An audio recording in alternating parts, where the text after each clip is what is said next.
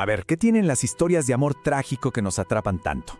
Hablamos de esos amores que son tan, pero tan intensos, que se enfrentan a todo, incluso a la muerte. Y que pues muchas veces la encuentran. La idea del amor prohibido ha estado con nosotros desde siempre, ¿no? Desde la antigua Babilonia hasta las obras de Shakespeare. Pero la pregunta clave es, ¿de dónde viene una de las tramas más famosas de todos los tiempos?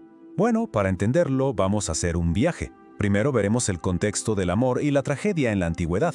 Después vamos a desmenuzar las dos versiones que existen del mito para luego contar la historia con todo detalle. Analizaremos sus símbolos, seguiremos su rastro a través del tiempo y al final veremos por qué su legado sigue tan vivo. Empecemos por lo primero. Este concepto del amor como una fuerza casi destructiva no es nada nuevo.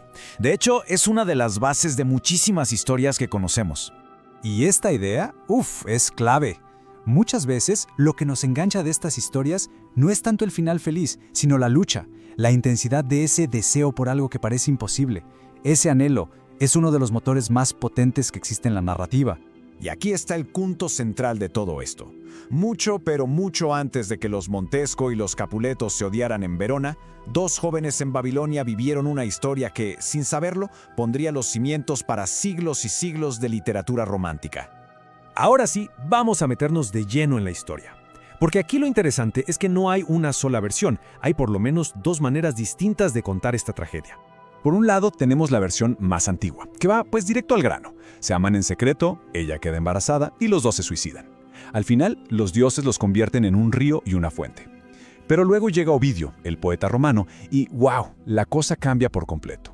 Su versión es un drama con todas las de la ley, lleno de suspenso, de malentendidos y con un simbolismo que es de verdad muy poderoso. Y es justo en esa versión, en la de Ovidio, en la que nos vamos a enfocar. Es la que más ha trascendido y, la verdad, la que ha servido de inspiración para muchísimos artistas. Muy bien, ahora sí, vamos a viajar a la antigua Babilonia para escuchar la crónica de un amor que nació literalmente para derribar muros. Nuestra historia nos lleva a la mítica Babilonia. Ahí vivían Píramo, que decían en el joven más apuesto de todos, y Tisbe, la doncella más bella de Oriente. Y como era de esperarse, se enamoraron perdidamente. Pero claro, su amor tenía dos grandes obstáculos. Uno, el más obvio, sus familias, que se odiaban y les prohibían estar juntos. Y el otro era un obstáculo literal, físico, un muro de ladrillo que separaba sus casas. Pero a ver, cuando el amor es así de fuerte, siempre se las ingenia, ¿no? Y encontraron algo. Una pequeñísima grieta en ese muro, casi invisible, y esa grieta se convirtió en su mundo. Era su única forma de hablarse, de susurrarse promesas, de compartir sus penas. Por ahí, por ese pequeño hueco, mantenían vivo todo lo que sentían. Hartos de esta situación, idearon un plan, uno bastante arriesgado. Iban a esperar a que cayera la noche, escapar de sus casas sin que nadie los viera, salir de la ciudad y reunirse en un lugar muy específico, junto a la tumba del rey Nino, debajo de una morera, una que daba frutos blancos como la leche. Tisbe, que quizá era más impaciente o simplemente más valiente, llegó primero. Pero el destino, como suele pasar en estas historias, tenía otros planes. De la nada, apareció una leona, con el hocico todavía goteando sangre de su última cacería. Se acercaba tranquilamente a una fuente para beber agua. Imaginen el terror. Tisbe corrió a esconderse a una cueva, pero con la prisa se le cayó el velo que llevaba. La leona, antes de irse, se topó con la tela, la mordisqueó, la desgarró y la dejó toda manchada con la sangre que tenía en el hocico. Un poco después llegó Píramo, y lo primero que vio fueron las huellas de la leona en el suelo, y luego el velo de Tisbe, roto y teñido de rojo. En ese momento, su mente conectó los puntos de la peor manera posible. Creyó que Tisbe estaba muerta, que una fiera la había devorado. Se sintió culpable, devastado. No podía concebir un mundo sin ella, así que, sin pensarlo dos veces, sacó su espada y se la clavó en el pecho. Cuando por fin se sintió segura, Tisbe salió de la cueva y se encontró con una escena horrible, Píramo agonizando bajo la morera. En un último acto de amor y desesperación, tomó la espada de él, todavía tibia, y se la hundió en el corazón para morir a su lado. Una historia brutal, sin duda, pero su verdadera fuerza está también en los símbolos. Así que vamos a analizarlos, a ver qué nos dicen sobre el significado profundo de esta tragedia. Es que aquí está la genialidad de Ovidio. El muro, por ejemplo, no es solo lo que los separa, sino que, irónicamente, es lo único que los conecta. El velo representa la pureza de Tisbe, pero se transforma en la prueba falsa de su muerte. La morera, cuyos frutos blancos se tiñen de rojo oscuro para siempre, simboliza cómo la tragedia lo cambia todo. Y la sangre, claro, que representa la muerte, pero también su unión definitiva. Bueno, ahora avancemos rápido en el tiempo. Vamos a ver cómo esta historia, con sus símbolos y su estructura, viajó por los siglos hasta llegar a oídos de uno de los escritores más grandes de la historia. Las similitudes son increíbles, ¿no? Dos familias que se odian, encuentros a escondidas, un malentendido fatal que lo arruina todo. Allá fue el velo, acá una carta que no llega, y por supuesto, el doble suicidio. Es evidente que Shakespeare conocía la historia de Píramo y Tisbe a la perfección y la usó como molde para su obra maestra. Y así llegamos al final de este recorrido. ¿Qué nos queda de esta historia milenaria? ¿Por qué, después de tantísimo tiempo, sigue tocando una fibra tan sensible? El legado es enorme. Píramo y Tisbe nos dieron el modelo del romance trágico. Su historia es una advertencia sobre los peligros de la mala comunicación, de las conclusiones apresuradas. Nos recuerda que, a veces, el amor más grande viene acompañado del riesgo de la pérdida más dolorosa. Y en ese detalle final, el de guardar sus cenizas en la misma urna, el mito nos da un cierre agridulce. Ni la muerte pudo separarlos por completo. Y esto nos deja con una pregunta final para pensar. Tal vez, las historias de amor que más recordamos son las trágicas, porque en la tragedia, el amor se congela en el tiempo, se vuelve eterno en su punto más alto, en su máxima intensidad. Un amor que nunca tuvo la oportunidad de desgastarse. Un amor perfecto quizá, precisamente porque nunca pudo ser. A ver, cuando pensamos en la mitología griega, casi siempre se nos vienen a la cabeza los grandes héroes, ¿no? Sus hazañas, sus batallas épicas. Pero, ¿qué pasa con esas historias que quedan un poco a la sombra de las grandes epopeyas? Hoy, justamente, vamos a meternos en una de esas. La trágica historia de Hylas, un joven cuya belleza, créanlo o no, fue su condena. Y su desaparición, su desaparición le rompió el corazón al mismísimo Heracles, el héroe más grande de todos. Es una de esas leyendas que nos recuerda algo muy importante, que incluso en un mundo lleno de dioses y monstruos, la pérdida más dolorosa es profundamente humana. Y aquí está la pregunta clave, la que está en el centro de todo este mito. ¿Puede un héroe de verdad perderlo todo en un simple momento de distracción? Porque esta historia, la de Heracles e Hylas, parece demostrarnos que sí, que incluso para el más fuerte, para el más poderoso, un pequeño descuido puede traer una consecuencia, una pérdida irreparable. Así que vamos a sumergirnos en esta leyenda para ver exactamente cómo pasó todo. Ok, para empezar tenemos que situarnos. Estamos a bordo del Largo, y no cualquier barco, una nave legendaria, hecha con madera sagrada del oráculo de Dodona, nada menos. ¿Y la tripulación? Lo mejor de los héroes griegos. Todos en una misión, encontrar el vellocino de oro. Y en medio de todos esos reyes y guerreros, había dos personajes que eran, literalmente, inseparables. Por un lado, el colosal Heracles, el hijo de Zeus, y por el otro, su joven y queridísimo compañero Hylas. Y su relación, su vínculo, era algo muy profundo, muy típico de las costumbres de la época. Miren, la historia cuenta que Heracles, después de derrotar a un pueblo llamado los Dríopes y matar a su rey, Teodamante, vio al joven príncipe, a Hylas, y quedó, fascinado por su belleza. Así que lo tomó bajo su protección. Se convirtió en su mentor, en su maestro, y también en su amante.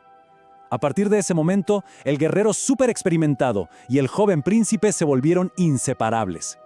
Esto nos da una idea de lo complejas que eran las relaciones en la aristocracia guerrera de la Grecia de los mitos. Y así, juntos, se subieron al Argo para buscar el vellocino de oro, una de las aventuras más grandes que se hayan contado. Y piénsenlo un momento. Para Heracles, un tipo cuya vida era básicamente violencia y caos, la presencia de Hylas era como un ancla, un refugio, un poco de paz en medio de toda esa furia. O sea, no era solo su escudero o su ayudante, era su equilibrio. El viaje sigue y el Argo llega a las costas de Misia. Imagínense el lugar, bosques súper frondosos, arroyos de agua cristalina, un paraíso. Para la tripulación parecía una parada más, algo de rutina para buscar agua y comida. Pero claro, las apariencias engañan. Y justo ahí, en la calma de ese paisaje tan pacífico, el destino ya estaba preparando una de sus jugadas más crueles. Es increíble cómo las grandes tragedias a veces empiezan por algo súper simple, ¿no? Un accidente cualquiera. Y eso fue lo que pasó. El remo de Heracles, ¡pum!, se partió. No aguantó la fuerza sobrehumana del tipo. Así que mientras él se metía en el bosque para buscar un árbol y hacerse uno nuevo, le pidió a Hylas una tarea bien sencilla. Oye, ve a buscar agua fresca a ese manantial que está cerca. Simple. Pero fue la última orden que le daría. Tratemos de imaginar la escena. Ahí va Hylas, completamente solo, caminando entre la vegetación del bosque.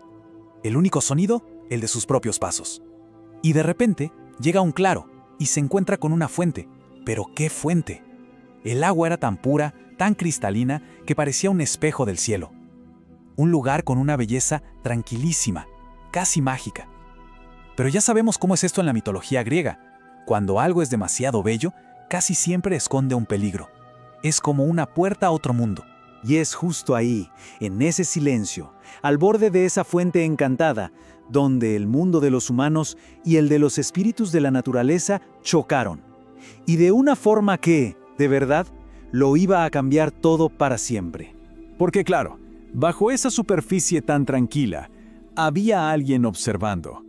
Las habitantes inmortales del manantial, las náyedes, las ninfas del agua. Piénsenlo. Para ellas, que habían visto pasar siglos y siglos, la llegada de Hylas fue una revelación. Su belleza mortal era tan perfecta, pero a la vez tan frágil, que despertó en ellas un deseo incontrolable. Pero ojo, no querían hacerle daño. Lo que querían era poseer esa belleza, conservarla para siempre. Y lo que cuenta el mito es fascinante, porque no fue algo violento, para nada. Mientras Hylas se agachaba para llenar su cántaro, una mano salió del agua y lo tomó con muchísima suavidad. Fueron las ninfas. En una especie de acto de adoración, lo llevaron con ellas a su reino bajo el agua. Pero no para matarlo, sino para darle su regalo más grande, el don de la inmortalidad, para que esa belleza tan perfecta se conservara para toda la eternidad. Pero claro, mientras Hylas recibía este regalo inmortal bajo el agua, en la superficie las cosas eran muy diferentes. El silencio se rompió. De repente, la calma del bosque se hizo pedazos por la desesperación de los que se dieron cuenta de que no volvía. El tiempo empezó a correr, y otro de los argonautas, un gigante llamado Polifemo, fue el primero que dijo: «Oigan, Hylas no ha vuelto». Una tarea que debía tomar, 10 minutos, ya se estaba alargando demasiado. Y esa pequeña preocupación del principio se convirtió muy rápido en una alarma, en una angustia que no lo dejaba en paz. Así que Polifemo hizo lo que cualquiera haría. Se llevó las manos a la boca y gritó su nombre con todas sus fuerzas. ¡Hylas! Su voz rebotó por todo el bosque, pero nada. La única respuesta era el eco, como si el bosque se estuviera burlando.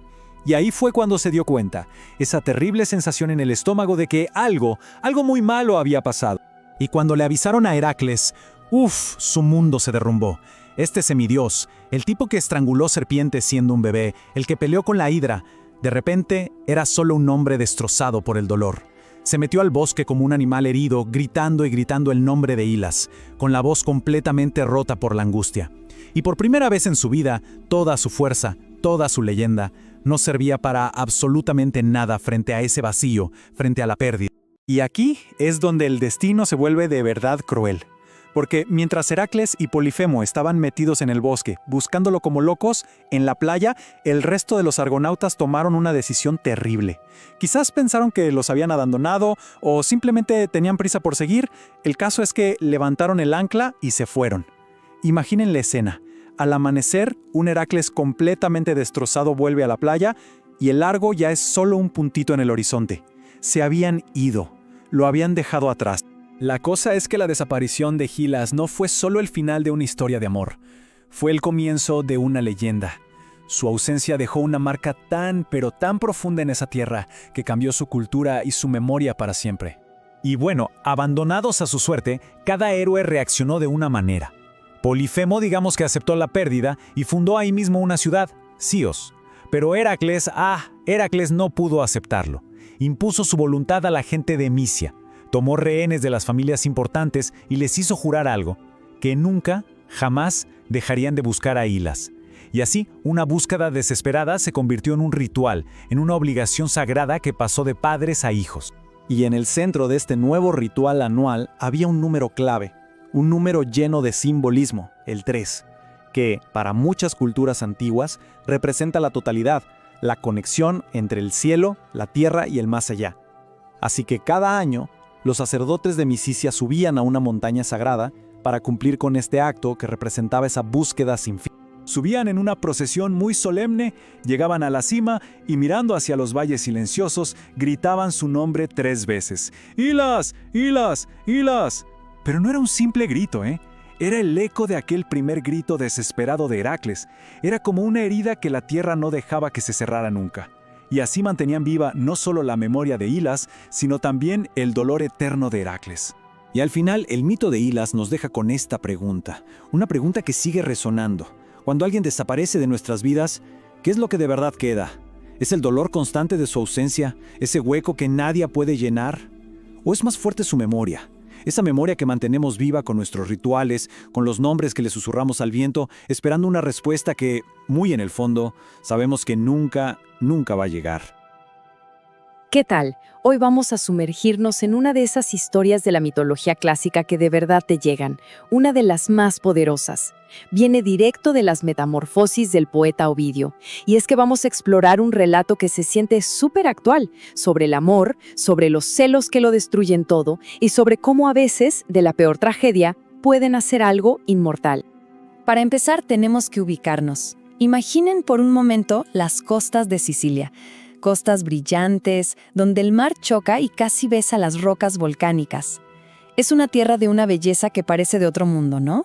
Un lugar donde casi se puede respirar el poder de los dioses, y donde la sombra del monte Etna lo vigila todo en silencio. Es, sin duda, el escenario perfecto para un amor que va a desafiar al mismísimo destino. Bueno, pues primero vamos a ver cómo nace este amor. Un amor que surge literalmente del mar. Un encuentro mágico que va a unir dos mundos que, en teoría, jamás debieron tocarse. Y para eso, conozcamos a Galatea. Miren, ella no es simplemente una ninfa del mar, una de las Nereidas. No. Ella es la esencia misma del océano. Pensemos en una piel que parece hecha de luz de mar, una voz que es como el murmullo suave de las olas y una risa que se mezcla con el viento salado. Un ser puro, etéreo, divino. Y en la orilla, del otro lado, está Asis. Él, en cambio, pertenece a la tierra. Es un pastor, un mortal, hijo de un fauno y una ninfa de río. Su juventud es como la luz de la mañana y tiene esa bondad sencilla que choca directamente con lo divina que es Galatea. Él es, digamos, la calma de la tierra frente a la inmensidad del mar. Y entonces ocurre la magia. Galatea sale del agua y Asis, en lugar de asustarse o huir, simplemente se queda ahí mirándola. No hizo falta ni una palabra. En ese silencio, dos mundos que no tenían nada que ver se unen para siempre. El corazón de una diosa y el de un mortal. Empiezan a latir al mismo ritmo, ahí mismo, en la orilla. Pero, claro, como en toda gran historia, la felicidad dura poco. Una sombra enorme se empieza a cernir sobre ellos, la sombra de un cíclope que va a traer el conflicto a este paraíso. Y esa sombra tiene nombre, Polifemo, un cíclope, nada menos que hijo de Poseidón, cuya figura gigantesca se proyecta desde el monte Etna. Su sola presencia ya es una amenaza constante, un recordatorio de que la felicidad de estos amantes es muy frágil y, sobre todo, que está siendo vigilada.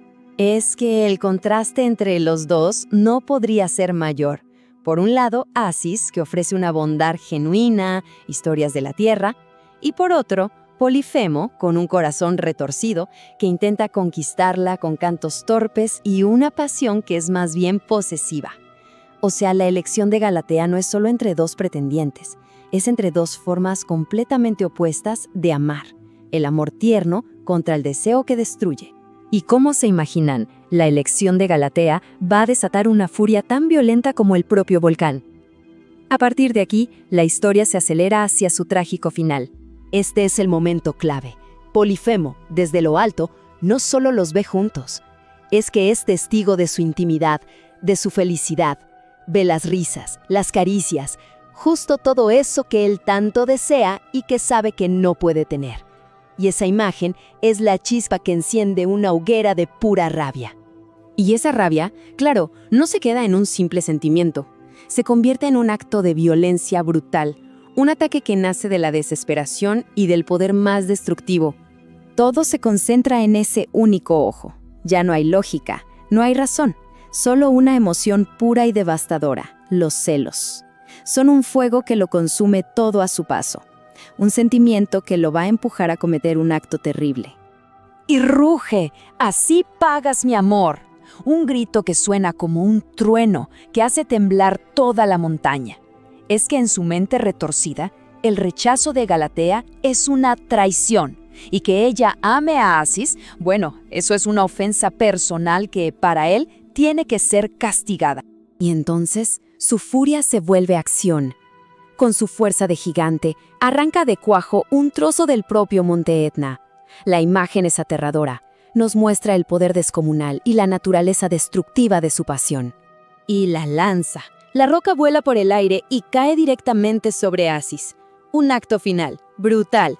En un solo instante, la vida del joven pastor se apaga bajo el peso de la montaña y el peso de los celos de un gigante. Pero la historia no termina con esta tragedia. Del horror y la violencia, pasamos a un momento de duelo, sí, pero también de magia y de una transformación increíble. El poder de Galatea es muy diferente al de Polifemo. Ella no busca venganza. Su poder no destruye, sino que crea. Si el amor no pudo salvar a Asis con fuerza física, ahora buscará salvarlo con su poder divino, para preservar su esencia por toda la eternidad. Y aquí ocurre el milagro. Con manos temblorosas, Galatea toca la sangre de su amado. Y usando su poder divino, ese rojo oscuro poco a poco se va volviendo cristalino. La tierra se abre suavemente y de ella empieza a brotar un manantial. En el lugar donde estaba el cuerpo, ahora nace un río. Un río puro, fresco y eterno. La muerte acaba de ser transformada en vida. Y así llegamos al verdadero legado de esta historia. Un amor que, a pesar de todo, siempre encuentra la forma de fluir. Asis fue transformado. Ya no es un pastor mortal. Ahora es un dios río. Y su destino es correr siempre hacia el mar, siempre hacia Galatea. Su amor no se acabó. Encontró una nueva manera de existir. Una conexión eterna a través de los elementos, con el río fluyendo para siempre hacia su océano. Y aquí está la gran lección de este mito, ¿no? La fuerza bruta de Polifemo, aunque era tan poderosa como una montaña, al final fracasó. Sí, pudo destruir un cuerpo mortal, pero fue incapaz de destruir el amor. De hecho, sin quererlo, lo único que consiguió fue cambiarle la forma, hacerlo inmortal. El amor demostró ser más fuerte que la furia y más duradero que la roca. Y esta historia nos deja pensando, ¿puede la violencia de verdad destruir el amor o solo consigue transformarlo? El mito de Asis y Galatea parece decirnos que el amor verdadero, como el agua, siempre encuentra un camino para seguir fluyendo, demostrando que su esencia es, al final de todo, indestructible.